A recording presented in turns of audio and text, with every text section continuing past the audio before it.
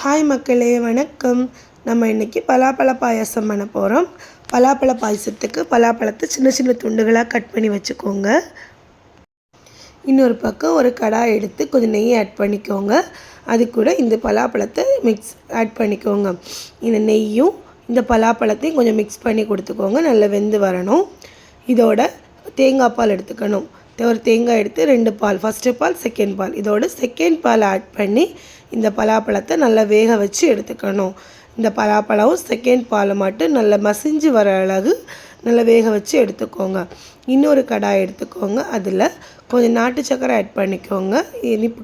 நம்மளோட இனிப்புக்கு தகுந்தவாறு நாட்டு சக்கரை ஆட் பண்ணி கொஞ்சம் வாட்டர் ஆட் பண்ணிக்கோங்க. ரெண்டும் மிக்ஸ் ஆகி வரணும். இதுக்கு எந்த பதவும் இல்லை, கொஞ்சம் மிக்ஸ் ஆகி வரணும், அவ்வளோதான்.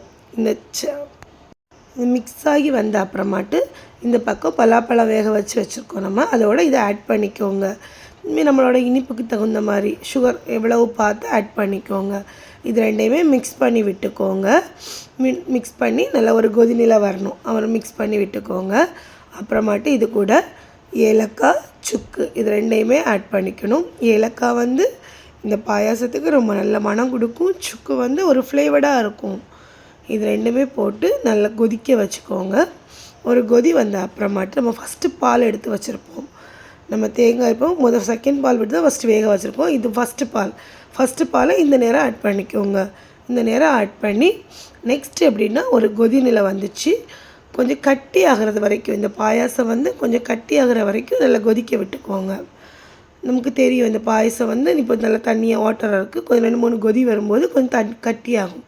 அப்புறமாட்டு இன்னொரு கடாயில் நெய் ஆட் பண்ணிக்கோங்க. முந்திரி பருப்பு, தேங்காய் சில்லு பொடி பொடியாக தேங்காய் நறுக்கி போட்டுக்கோங்க. நல்ல ப்ரௌன் கலர் ஆனதும் இதோட ஆட் பண்ணிக்கோங்க. அழகான சூப்பரான நம்மளோட பலாப்பழ பாயாசம் ரெடி ஆயிடுச்சு. டேஸ்ட் பார்த்து நல்லாவே இருந்துச்சு.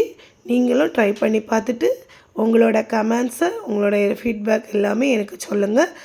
இந்த சேனலுக்கு உங்களோட ஆதரவை கொடுங்க. தேங்க்யூ.